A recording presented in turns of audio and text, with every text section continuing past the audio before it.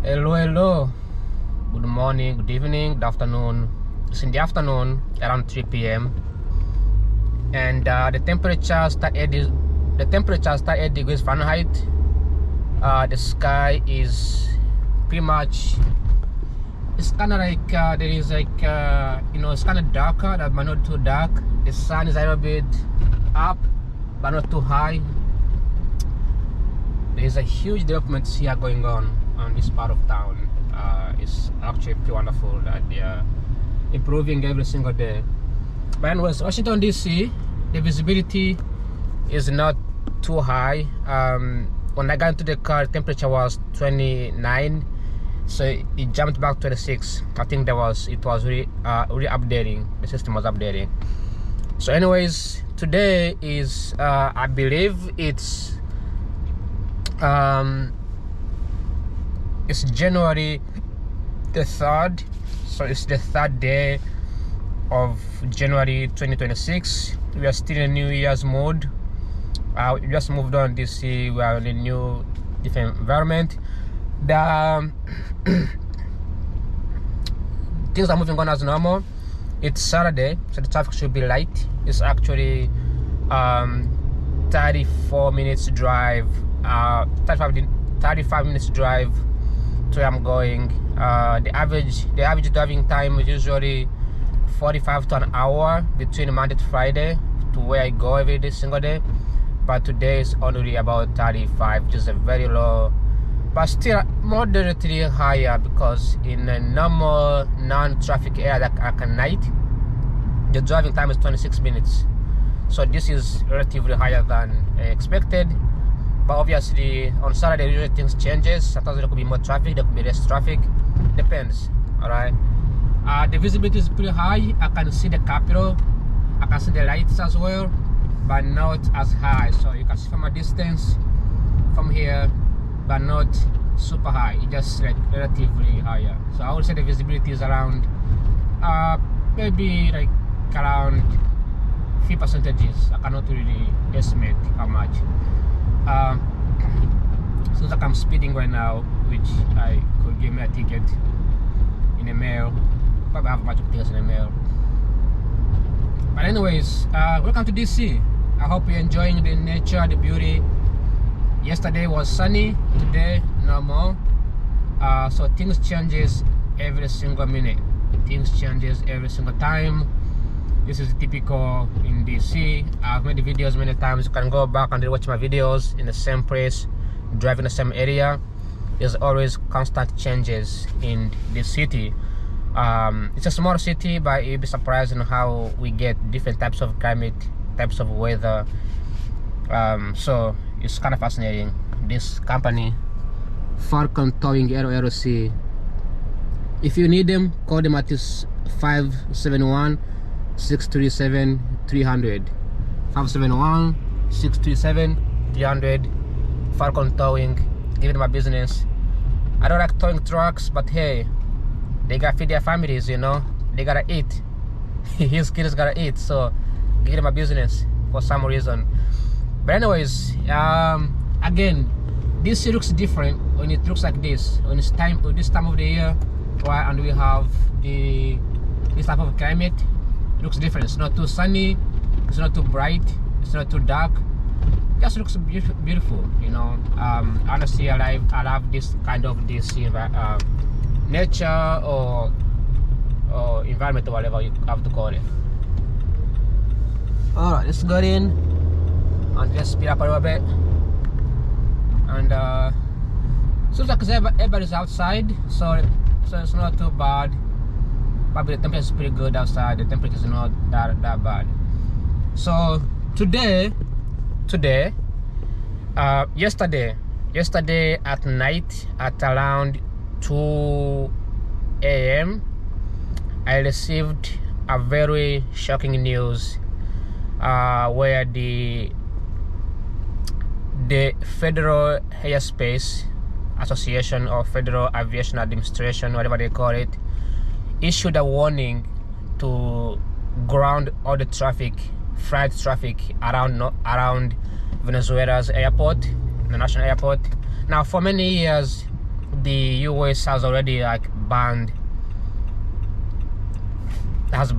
flying to Venezuela because of the safety.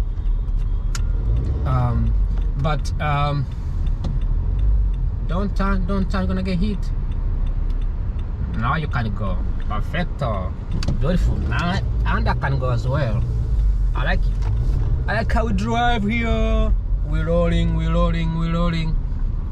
So the North Korea, not North Korea, but Venezuela, I've mentioned many times how they were getting invaded by the United States. I have met many Venezuelan friends. And there are so many in Charlotte, North Carolina. Like there are so many in Charlotte. There are like many of them. Like in Charlotte, one in 5 people in Charlotte is from Venezuela. They are also popular in New York City. They are like everywhere, you know. So, anyways, when I came to this, I never really thought about Venezuela as much. I really didn't care. But when I came to DC, I came to Washington DC in July. I went to visit the embassies. I visited many embassies, right? The Rwandan embassy, the Ethiopian embassy, the like all kinds of embassies. But then as I was walking toward the embassy area, I saw a beautiful building painted in white, but the building was abandoned, like it has never been used before. All right, there's traffic here and it's turning, but it's very light, so not too bad. And don't go in. Be safe. So this building is white. I'm gonna go there one time and visit it. The building was white, good looking. It looks like a White House. Like it looks like a castle. It's huge. It's like it shows there's money in it. Like it's beautiful. So I started, you know, like I walked around it. It was closed. It was abandoned. It has never been renovated. I've never been like done on it. So I read the sign on that building. It says Venezuelan embassy. Okay, and that reminded me why there were so many Venezuelans in North Carolina across the US. And I remember watching a video back in like 2 years ago about one of the YouTube influencers who made a video in Venezuela, thinking about the inflation, right? Venezuela has high inflation, and so since then I have realized, you know, how unlucky Venezuela is, and then who's behind that. For Venezuela, is like you can tell from their embassy in Washington DC that they used to be very successful people, and something went wrong somewhere. So Venezuela has minerals. They have oil, right? The largest oil reserve, right? The country was booming, and then this guy, his name is Maduro, Nicolas Maduro. He's like a very gang, and he's like, he says a lot of bullshit stuff, right? So US has been planning to you know, restore peace and, you know, democracy. The guy kills a lot of people in his country, right? He executed a lot of people. He hates the US. So US has like sent the military, like, you know, the navies and the air force to get him out, like to arrest him. They don't want to kill him, but just arrest him. So yesterday I received the news that the US has the FFA has warned the flight to not fly on the airspace, and when that happened, that means US Air Force is operating in that region. So they cut all the service and all the internet. So if you fly there as the US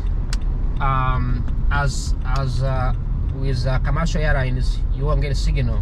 So the chances of getting into accident is much higher. So that's what happened in Venezuela. And by today's morning, I received a text message from Trump's administration that Trump's going to be giving a speech at 11 a.m. But I was very tired. I didn't want to see that. I didn't care, right? Because what was just trying to give a speech. I didn't give a damn. But then by 12, I saw another news from Associated Press and from ABC News and from The Hill that Maduro has been captured and is now currently in the U.S. custody, and he will be coming to New York City for prosecution of his crime. So here you have it. That is the Venezuela. I'm trying to get over. I don't want to get hitting this guy. Please drive carefully. So that's all I have today. I'm not giving the news. I'm not like trying to give the news, but I mentioned this last time, and these things are just counterintuitive. They are just like common sense stuff. Alright?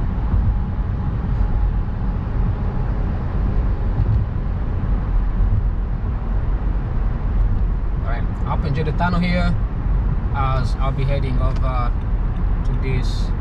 Oops, somebody's turning.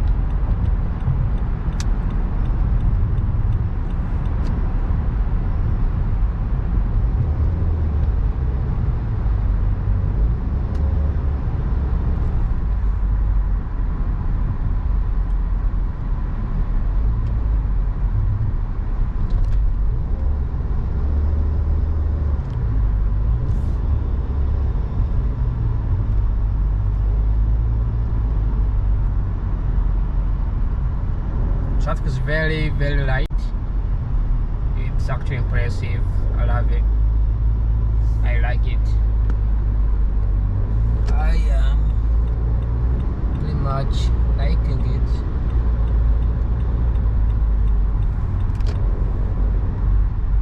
I'm gonna stay here.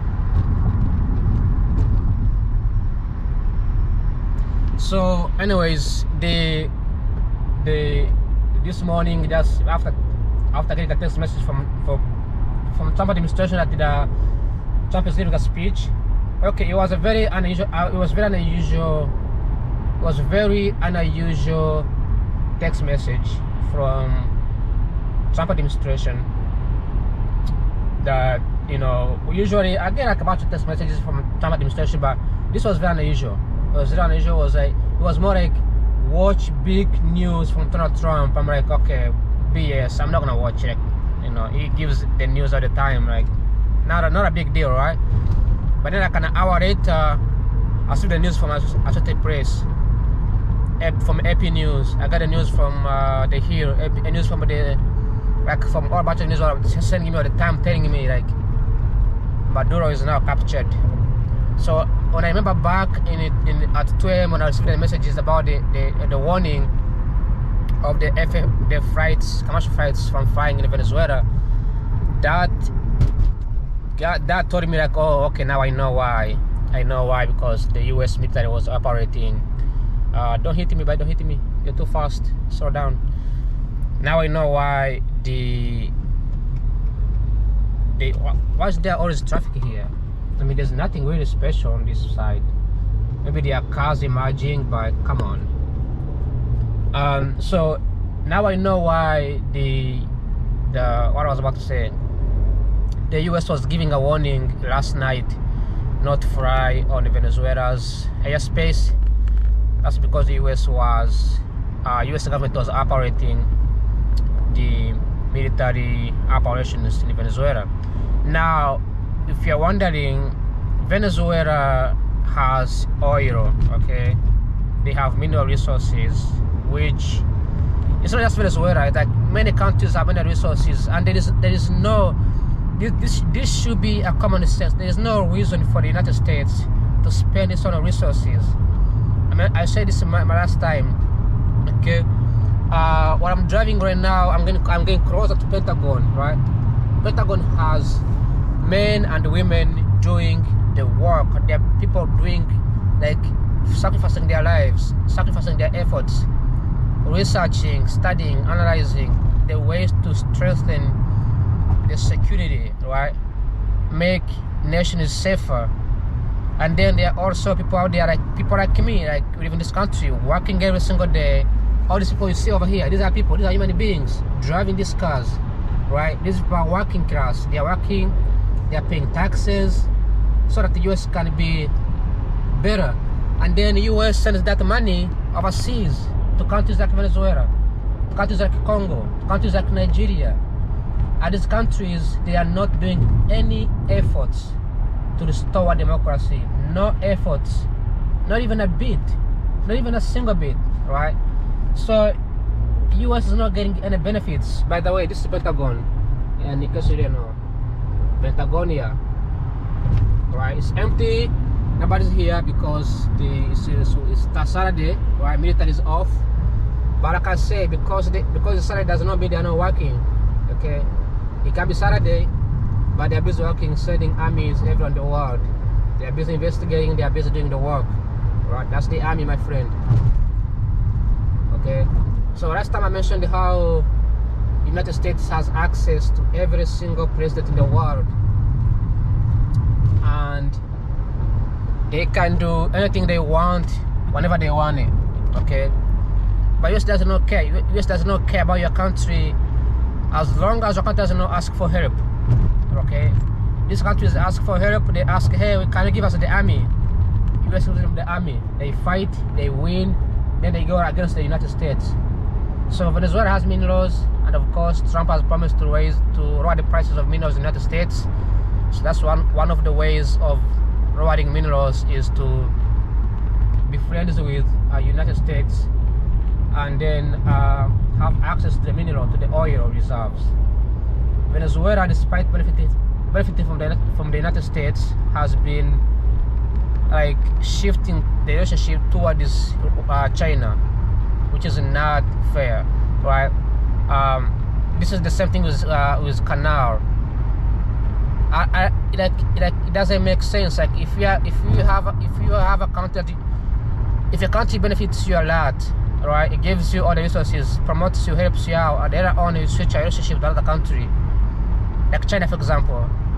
Clearly, it shows that you are not only grateful but also like you are a corrupt person, you know.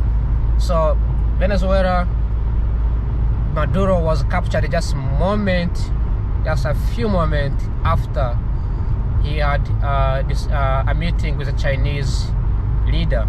Okay, this is the same. So Trump is not directly destroying China, he is indirectly destroying China by limiting its own power and its own access to a lot of international, taking away US power and US influence in other countries. Basically taking away what US has already built, you know, which to me doesn't sound fair. If US build Panama Canal, right? Put so much money, put so much effort into it. Protected it. China comes in, takes over, right? Owns it. They didn't do any effort, they didn't do anything, they didn't give any credit. And on top of that, they try to threaten the United States. They try to, you know, send the spies in the US government. There has been spies in the US Army from China. There's been found many times where China's been trying to, you know, spy United States. Then they try to take over Taiwan, which is like the United States. Like that doesn't go away with the United States. That doesn't end well. And the US is gonna try its best to take away as much power as they can possibly get from China. And by the way, even Russia is gonna be part of the United States anytime soon, because Russia has minerals. So we cannot like lose Russia. Okay. We need both Russia and Ukraine, those two countries. We cannot kick away one and keep the other, because Russia supplies a lot of oil. We need that. Right? Ukraine supplies a lot of with minerals that can help us build nuclear weapons. So Trump is trying his best to ensure that both Russia and Ukraine can get along, and they both become our allies rather than becoming the enemies. You know. So by the next couple decades, you will see China becoming more isolated instead of like gaining power as people think. But anyways, Maduro is going to be coming to New York City. And he's going to be tried in a court of law and for his crimes against humanity and human rights violations. And US will take over. US will take over. US will take over Venezuela. Then it will also take over. Which country is this? It will also take over Panama Canal. Once it does that, then we will have. There will be no. There will not. Once it does that, China will have no snuff on the U.S. market. U.S. will have access to the U.S. to the market, and they will control what comes in, what doesn't come in. They will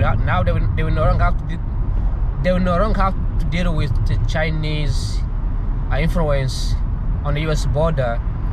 Now it will take place on far from the U.S. by having influence across the South America. Right? Because the United States, China has been getting closer and closer to the U.S. market, including Canada. Destroying Canada, right?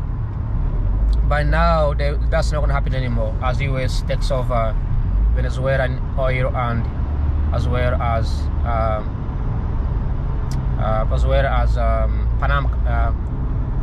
Panama. So that's all I have for today. This site has been going on for a while now. The building is coming up, so it's pretty impressive. Looks like a garage, not necessarily a house actually. I'm not too sure. Looks like a garage in their building. Anyways, enjoy Virginia as it lasts. Today marks one of the last days I'm gonna be filming here, so I won't be in this place anymore for the coming days, as I'll be doing something else. Other than that, I hope you're enjoying it, and I hope that Venezuela gets better, and I hope that the Maduro gets to be he gets first the pre-jury, and he gets to go through the trial. Luckily he didn't get killed, which would have been brutal, because he seems to be a genuine guy. I mean, I've seen his videos. He's like, he has big balls, he thinks he's the best, but if he can be put into court and be tried and be jailed for a couple of years, maybe he can learn something about it. Other than that, thanks for watching. Like always, peace out, bye bye, and pray for North Korea. Pray for Venezuela. I keep saying North Korea, but pray for Venezuela. Bye bye, ciao ciao, adios, chuse, see you.